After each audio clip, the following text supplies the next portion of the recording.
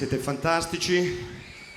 Ancora più fantastico però è il batterista, l'uomo dietro alla batteria, tanto più che si esibisce in Italia, benché extracomunitario clandestino per scelta, dalla vicina e amica Confederazione Elvetica, Christian Maier.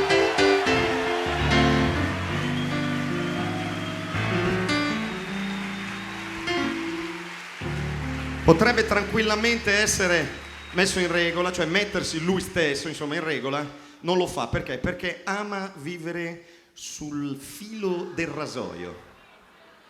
Suona oggi grazie, come al solito, alle forze dell'ordine che hanno chiuso un occhio. Un applauso per le forze dell'ordine che hanno chiuso un occhio e permettono a Christian Maier di suonare.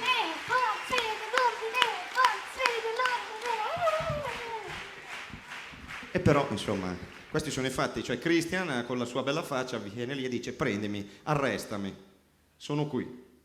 E non lo arresta nessuno, cari amici. Sapete perché?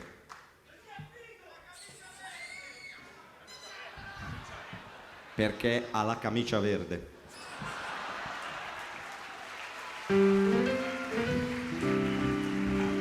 Che però in Svizzera vuol dire sono clandestino per scelta. Adesso noi vorremmo continuare con un lento, ci spiace, vuoi quello che vuoi, ma facciamo quello che vogliamo noi. Voglio vederti se guardi il concerto degli U2 e gli dici a Bono I want qualcosa, something. Non ti sente neanche.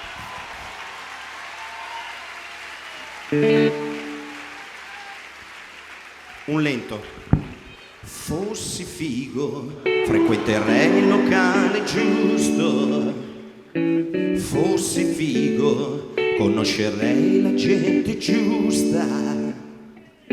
Fossi figo, indosserei vestiti trendy. Certe volte sono dei campi orrendi che a nessuno li rivendi. Fossi figo, tutti i giorni sarei in palestra. Fossi figo, sarei ignudo alla finestra. Fossi figo, sarei il principe dell'adduttore. Sarei il re dell'addominale. Sarei il re della finestra. Ammirerebbero i miei capelli. Sono finti, comunque sono molto belli. Quelli veri sono volati via col vento. E anche la foto sul documento non mi rassomiglia più.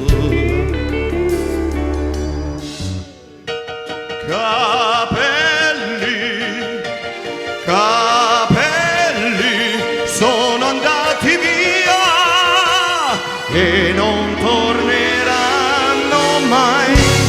In piazza li rimpiazzo con un prodigio della tecnica, frutto di ricerche, sperimentazioni che ci aiutano nel look.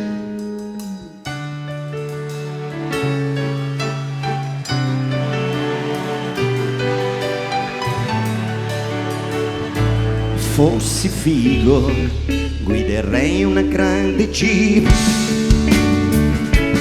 fino in disco, attesissimo in zona V.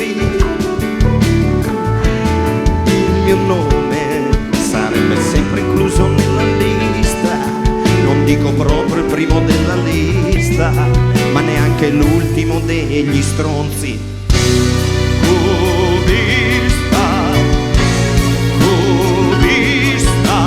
Come balli tu? Io non ho ballato mai.